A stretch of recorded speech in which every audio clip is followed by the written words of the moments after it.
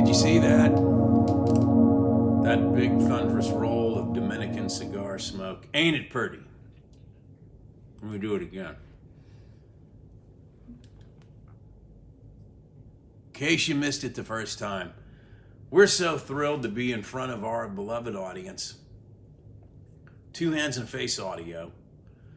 Our mission is to bring interesting musical factoids to you, specifically about gear that we use and love. And we are what you guys probably mostly are. We're a bunch of very seasoned workhorse bar musicians.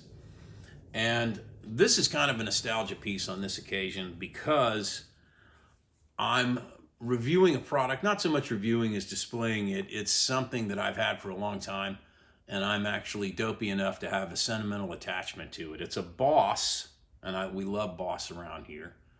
Great product, great value, great sound, great durability. They're tough as nails.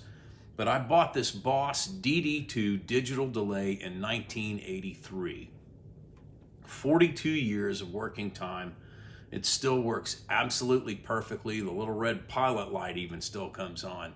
This thing, I can't estimate the number of gigs that it's played. It's either in the high hundreds or the low thousands maybe, but it's played an awful lot of gigs with me. It's a great sounding device.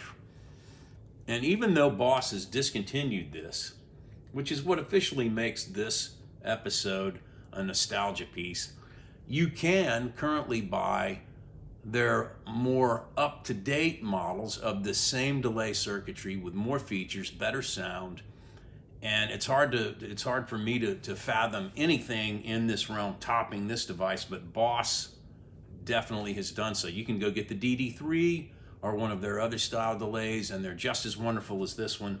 But this was at a time, 1983, when digital delays were kind of coming into their own. So I'll fool around with it a little bit, let you hear it. Here's my regular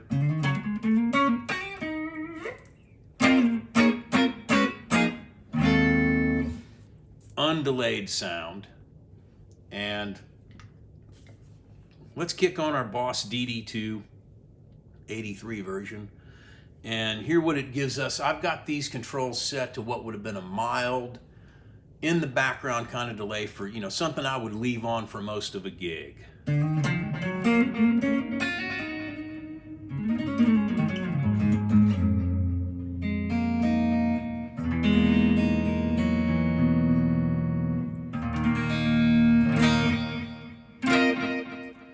And you'll note there's a crispness to those repeats. You hit the initial note, which is fully articulate, and then the repeats are a little bit thinner and a little bit more crisp and high-end resonant than you would hear from an analog delay. And the analog delays back in those days, late 70s, early 80s, were chains of little transistor loops, and they were not great.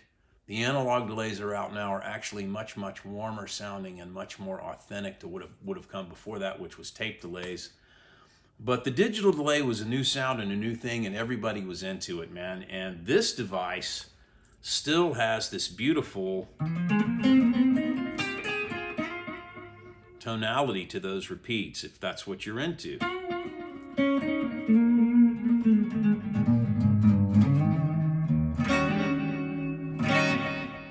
One of the other features about the digital delay, the one that Boss made at this time frame, the DD2, is that it was kind of a holy grail signature of one of these devices to get a really long delay.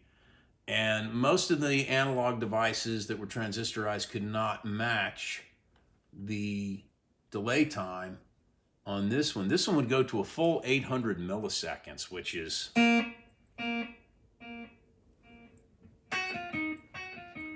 very slow for that time frame and the products that were available.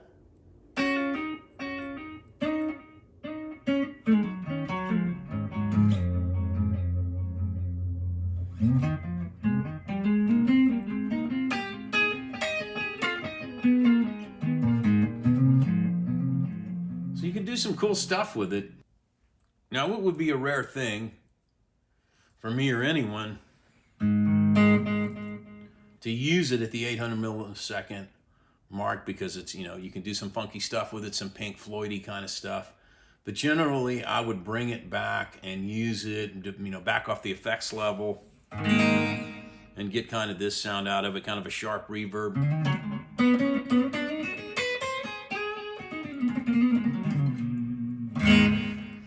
Or you could bring the effects level up and slow it down just a little bit more, and you could get kind of a...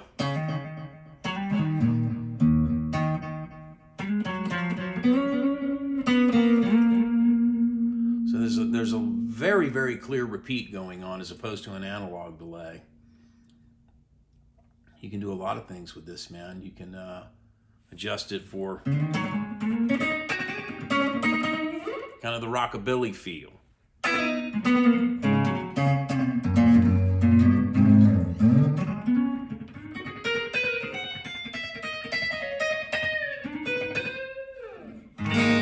So versatility is not an issue.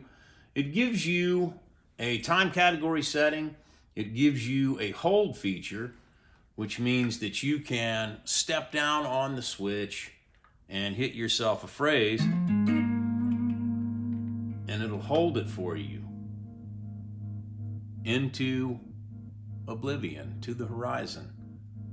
This is an interesting feature you could do some things with, and it's also got obviously a level control to control how much of the dry signal is mixing with the wet signal, and it's got a feedback control so that you can make it, as you know,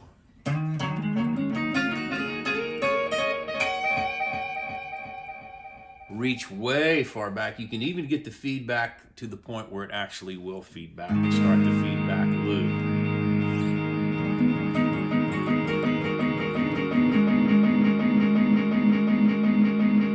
Take that up to the point of blowing up your amp if that's what you want to do. But I'm amazed with this device. It's got the standard features that you would expect from a compact stomp box digital delay. But this one is 42 years old.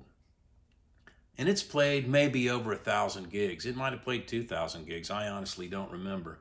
And I am enamored with the fact that I could pay so little money, because we all know Boss has always been price aggressive.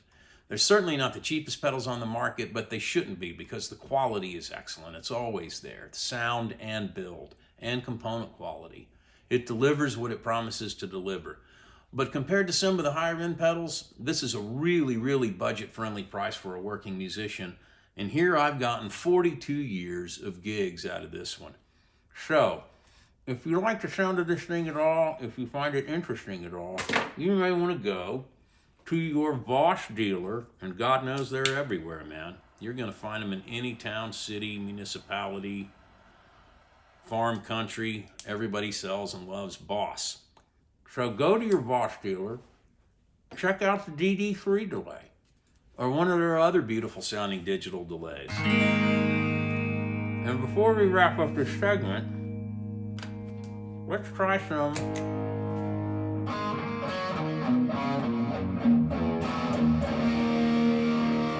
distortion. This device, as a digital delay, gives you a crispness in your distortion channel that you're not going to get otherwise, even a little bit more of an attack.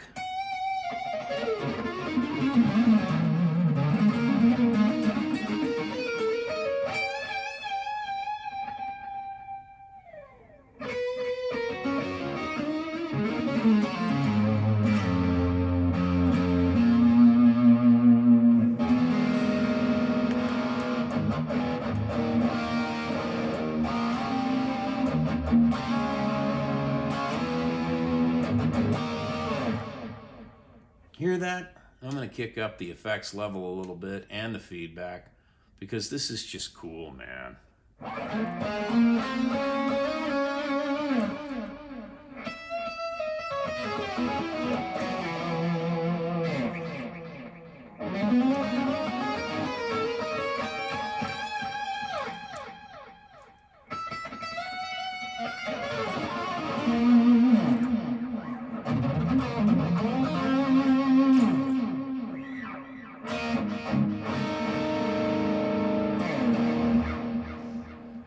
Anyway, I can't say enough good things about it. I mean, what the hell, man? I probably paid $100 for it in 1983, if that, maybe 79. Who knows?